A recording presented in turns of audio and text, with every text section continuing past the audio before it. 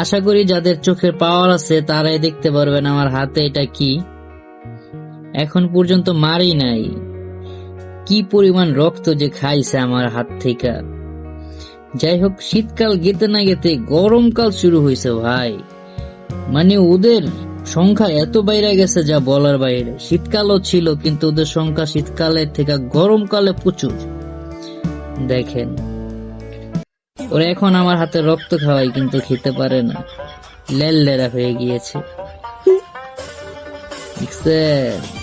আজকে চান্দু তোমার খবর আছে। চান্দু, আজকে তোমাকে বলি দিব।